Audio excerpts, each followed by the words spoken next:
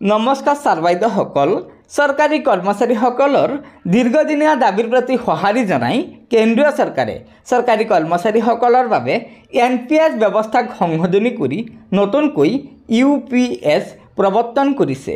আৰু এই UPS প্ৰৱৰ্তন কৰাৰ পাছতে সমগ্ৰ দেশৰ চৰকাৰী কৰ্মচাৰীসকলে প্ৰতিবাদ সাব্যস্ত কৰি আছে আৰু দাবী জনাইছে যে কেন্দ্ৰীয় চৰকাৰে অতি শীঘ্ৰে OPS প্ৰৱৰ্তন কৰিব লাগে।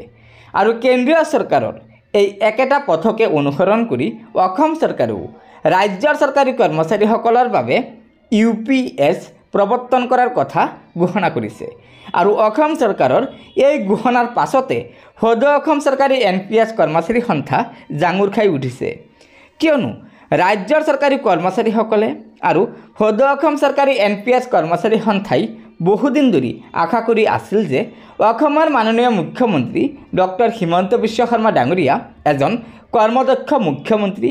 সেয়েহে মুখ্যমন্ত্ৰী ডাঙৰীয়াই চৰকাৰী কৰ্মচাৰীসকলৰ ভৱিষ্যতৰ কথা অৰ্থাৎ ভৱিষ্যতৰ সুৰক্ষাৰ কথা চিন্তা কৰি ৰাজ্যৰ চৰকাৰী কৰ্মচাৰীসকলৰ বাবে OPS প্ৰৱৰ্তন কৰিব। কিন্তু চৰকাৰী কৰ্মচাৰীসকলৰ এই দাবীক আওকাণ কৰি শেহতীয়াকৈ ৰাজ্যৰ মুখ্যমন্ত্ৰী ডাঙৰীয়াই এই চলিত বৰ্ষতে ৰাজ্যৰ চৰকাৰী কৰ্মচাৰীসকলৰ বাবে UPS পেঞ্চন ব্যৱস্থা প্ৰৱৰ্তন কৰাৰ কথা ঘোষণা কৰিছে, যিটো ৰাজ্যৰ চৰকাৰী কৰ্মচাৰীসকলে কোনোদিনে কামনা কৰা নাছিল। কৰ্মচাৰীসকলক আশাহত কৰিছে। সদৌ অসম চৰকাৰী NPS কৰ্মচাৰী সন্থাৰ সভাপতি অচ্যুতানন্দ হাজৰিকা ডাঙৰীয়া আৰু সম্পাদক প্ৰধানে এটা বিবৃতিত জনাইছে যে কেন্দ্ৰীয় চৰকাৰৰ নিৰ্দেশতেই UPS বলবৎ কৰিও কৰ্মচাৰীসকলক সকাহ দিয়াৰ বাবে ৰাজ্য চৰকাৰে নিজাববীয়াকৈ সিদ্ধান্ত লোৱাৰ অৱকাশ আছিল যদিও অসম চৰকাৰে তাকে নকৰি কৰ্মচাৰী সমাজৰ প্ৰতি দুৰ্ঘোৰ অন্যায়হে কৰিলে বুলি তেওঁলোকে অভিযোগ কৰে। সংস্থাৰ নেতাদ্বয়ে লগতে কয়, এক কথাত কৰ্মচাৰী সমাজৰ সংখ্যা নিৰ্মূল চৰকাৰৰ দায়িত্ব হোৱাৰ পাছতো চূড়ান্ত দায়িত্বহীনতাক পুনৰ প্ৰতিপন্ন কৰিছে। কৰ্মচাৰী সমাজে এই UPS ব্যৱস্থা গ্ৰহণটো নকৰেই পুৰণি পেঞ্চন বা OPS ব্যৱস্থা বলবতৰ বাবে সংগ্ৰাম অধিক তীব্ৰতৰ কৰি তুলিব।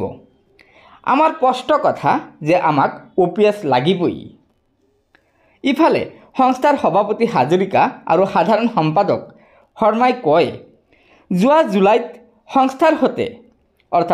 সংস্থাৰ সৈতে হোৱা আলোচনাত UPS ব্যৱস্থাৰ আঁসোৱাহসমূহ মুখ্যমন্ত্ৰী ডাঙৰীয়াক অৱগত কৰা হৈছিল আৰু মুখ্যমন্ত্ৰীয়ে ব্যৱস্থা গ্ৰহণৰ পক্ষে মত দিছিল। দুৰ্ভাগ্য যে কাৰ্যতঃ অসম চৰকাৰে অৱসৰী সুৰক্ষাৰ বাবে OPSৰ ধাৰণাক ওলাই কৰিছে।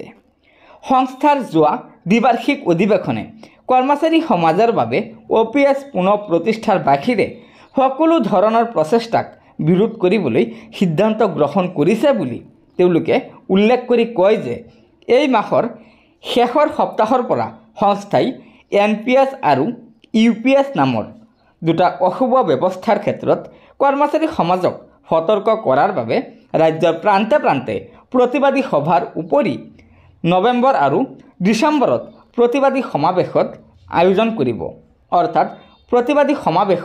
আয়োজন কৰিব।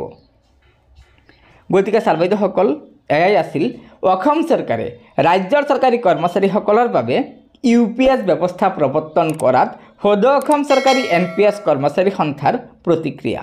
গতিকে এয়া নিশ্চয় ৰাজ্যৰ চৰকাৰী কৰ্মচাৰীসকলৰ বাবে এটা অত্যন্ত গুৰুত্বপূৰ্ণ খবৰ। সেয়েহে লগৰ বন্ধুবৰ্গক ভিডিঅ'টো শ্বেয়াৰ কৰি আজিৰ এই গুৰুত্বপূৰ্ণ খবৰটো জনাই দিব আৰু নতুনকৈ অহা ছাৰ বাইদেউসকলে অনুগ্ৰহ কৰি আমাৰ এই চেনেলটো ছাবস্ক্ৰাইব কৰি ল'ব। ধন্যবাদ। জয় আই অসম।